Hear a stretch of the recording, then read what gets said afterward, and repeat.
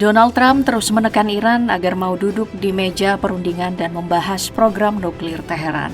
Isu yang sampai hari ini masih memicu perdebatan panjang. Selain mengerahkan gugus tempur kapal induk Abraham Lincoln ke Timur Tengah, Trump juga memberi peringatan. Waktu Iran untuk menegosiasikan kesepakatan nuklir baru disebutnya hampir habis. Bukan cuma itu, Trump bahkan mengklaim ada armada besar yang sedang bergerak menuju Iran. Menurutnya, armada ini melaju cepat dengan kekuatan, antusiasme, dan tujuan yang jelas. Ia juga menegaskan bahwa ini adalah armada yang lebih besar dipimpin oleh kapal induk Abraham Lincoln yang ia sebut luar biasa. Trump seolah yakin ancaman ini cukup untuk menunjukkan daya tekan Amerika Serikat di panggung internasional, bahwa Washington bisa memaksa negara sekelas Iran untuk tunduk. Tapi kenyataannya, Iran justru memilih melawan. Tanpa banyak retorika, Iran dilaporkan mengirim 1.000 drone ke berbagai cabang angkatan bersenjatanya. Sebuah sinyal bahwa Teheran menolak duduk berunding selama Amerika Serikat masih datang dengan ancaman. Namun satu hal yang jelas, ketegangan Washington-Teheran sedang berada di titik tertinggi.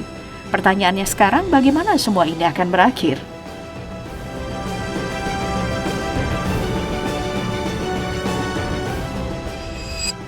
Langkah Amerika Serikat mengirim kekuatan militernya ke Timur Tengah bukanlah keputusan yang lahir dalam semalam. Jauh sebelum armada bergerak, Washington sebenarnya masih membuka ruang diplomasi. Namun, eskalasi situasi di Iran mulai dari tindakan keras terhadap demonstran hingga meningkatnya ancaman terhadap kepentingan Amerika Serikat dan sekutunya perlahan menutup jalur tersebut. Dalam kondisi itu, opsi militer tak lagi sekadar wacana, melainkan skenario yang dinilai semakin masuk akal. Sejumlah pengamat juga mengaitkan tekanan terhadap Presiden Venezuela, Nicolas Maduro, sebagai bagian dari strategi besar ini. Manuver tersebut dipahami bukan hanya sebagai tekanan politik, tetapi sebagai pesan psikologis dan ekonomi. Venezuela memiliki peran penting sebagai pemasok energi bagi Iran. Dengan menekan Caracas, Amerika Serikat diyakini tengah berupaya melemahkan Teheran secara tidak langsung, memotong jalur penopang untuk menumpuhkan pusat kekuatan. Di saat yang sama, Trump disebut menerima laporan intelijen yang menggambarkan kondisi Iran berada pada fase paling rapuh sejak Revolusi 1979. Krisis ekonomi berkepanjangan dan gelombang protes besar-besaran telah mengguncang fondasi rezim. Bahkan, unjuk rasa merembet ke wilayah-wilayah yang selama ini dikenal sebagai basis loyalis Ayatollah Khamenei. Situasi ini dinilai sebagai peluang langka bagi Washington untuk meningkatkan tekanan, terlebih dengan bayang-bayang penggunaan kekuatan militer. Namun, sebelum langkah keras benar-benar diambil, Amerika Serikat membutuhkan legitimasi. Dukungan politik dan diplomatik, terutama dari kawasan Timur Tengah, menjadi faktor krusial. Dari kebutuhan inilah kemudian lahir Board of Peace, sebuah badan yang berada langsung di bawah kendali Donald Trump. Pada awal kemunculannya, lembaga ini dipasarkan sebagai inisiatif perdamaian dan rehabilitasi Gaza Palestina. Meski begitu, dinamika global yang terus berubah menjadi Board of Peace diperkirakan bertransformasi. Organisasi yang bahkan disebut-sebut berpotensi menyaingi PBB ini diproyeksikan menjadi alat strategis Washington untuk menilai dan merancang kebijakan terhadap krisis internasional yang kian rumit, termasuk konfrontasi dengan Iran. Dengan sinyal yang kian menguat, Washington akhirnya mengambil keputusan paling tegas. Mengerahkan armada besar ke kawasan dipimpin oleh USS Abraham Lincoln yang memasuki wilayah Teluk Persia pada awal Januari 2026. Langkah ini datang tak lama setelah pengumuman latihan militer gabungan selama beberapa hari, yang secara terbuka dimaksudkan untuk menunjukkan kesiapan tempur Amerika Serikat sekaligus memamerkan kemampuan udara dan laut yang bisa digerahkan dalam waktu singkat. Di saat bersamaan, kehadiran persenjataan canggih semakin dipertebal.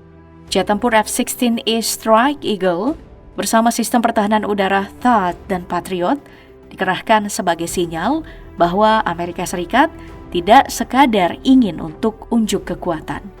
Penempatan ini juga mencerminkan persiapan serius menghadapi kemungkinan serangan balasan Iran, termasuk ancaman drone kamikaze yang kerap digaungkan oleh Garda Revolusi Iran (IRGC). Meski demikian, di tengah penguatan militer tersebut, Board of Peace tetap diposisikan sebagai kanal utama diplomasi. Donald Trump menegaskan bahwa setidaknya secara resmi, pintu negosiasi masih terbuka, meskipun tekanan di lapangan terus meningkat. A lot of people are being killed, so we'll see what happens. I can say this, they do want to make a deal. Namun Teheran tampaknya tak bergeming menghadapi gaya tekanan ala Trump. Kepungan militer Amerika Serikat dan manuver diplomatik Board of Peace yang sudah berada di titik maksimal tidak membuat Iran melunak. Respon Iran justru bergerak melampaui pernyataan keras di forum diplomatik. Di balik ancaman balasan berupa perang total, Iran meningkatkan kesiapsiagaan militernya dengan fokus utama pada pasukan pengawal revolusi Iran, IRGC. Melalui pernyataan terbuka, mereka menegaskan kesiapan menghadapi kekuatan besar Amerika Serikat dengan pendekatan yang lebih luas dan asimetris. Mulai dari penggunaan drone bunuh diri hingga rudal pantai yang dirancang untuk mengincar kapal induk dan instalasi strategis. Iran juga melontarkan peringatan serius kepada negara-negara tetangga. Setiap wilayah yang mengizinkan digunakan sebagai landasan serangan terhadap Iran akan dianggap ikut berpihak pada musuh. Ancaman ini diperkuat oleh perubahan postur militer Iran yang semakin defensif, disertai patroli ketat di sepanjang pesisir Teluk Persia dan Selat Hormuz, jalur vital yang kini berubah menjadi salah satu titik paling sensitif dalam eskalasi ini. Di luar ancaman yang sudah terlihat, Iran sekarang memamerkan bentuk kesiapan lain, kemampuan baru untuk bertahan lewat perang asimetris. Sorotan utamanya ada pada taktik drone swarm yang dipandang sebagai ancaman serius bagi armada Amerika Serikat jika masuk ke kawasan Teluk.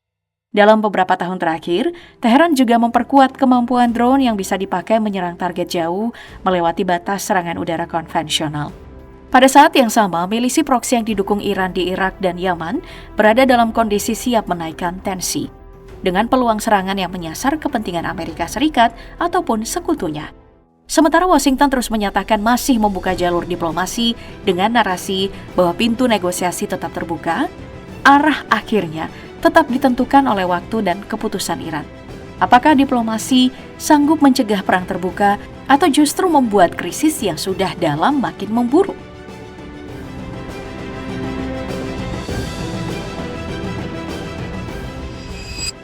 Meski ketegangan terus menanjak, keputusan menahan serangan ke Iran pada detik-detik terakhir menunjukkan perhitungan yang lebih rumit di balik layar. Beberapa waktu lalu, Presiden Trump sempat mengancam operasi militer besar setelah penindasan brutal terhadap demonstrasi di Iran. Namun, rencana yang sudah dijadwalkan itu mendadak dibatalkan. Langkah yang banyak dinilai kuat dipengaruhi masukan Israel.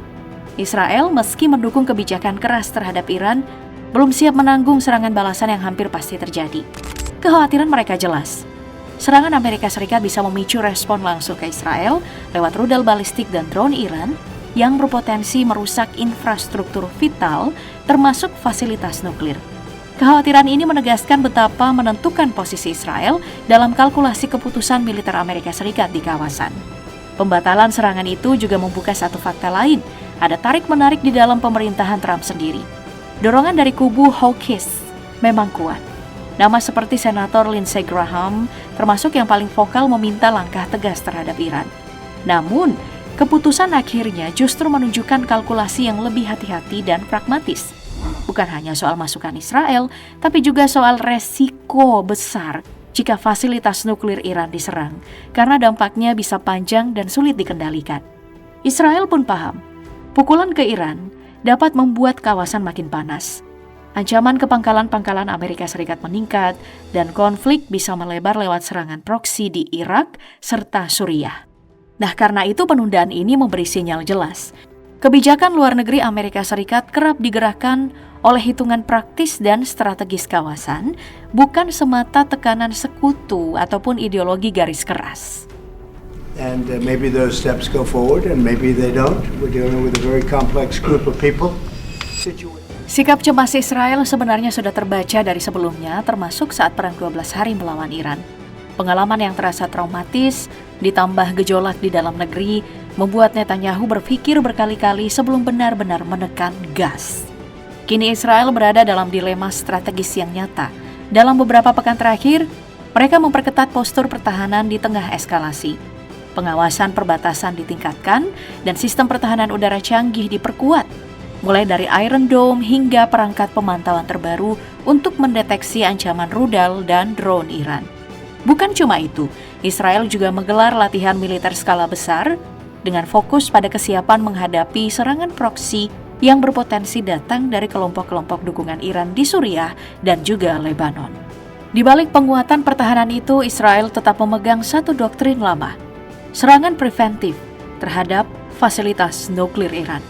Langkah semacam ini sudah beberapa kali dilakukan dalam beberapa tahun terakhir sebagai upaya menahan Iran agar tidak mencapai kemampuan senjata nuklir yang dipandang mengancam kelangsungan negara Yahudi tersebut.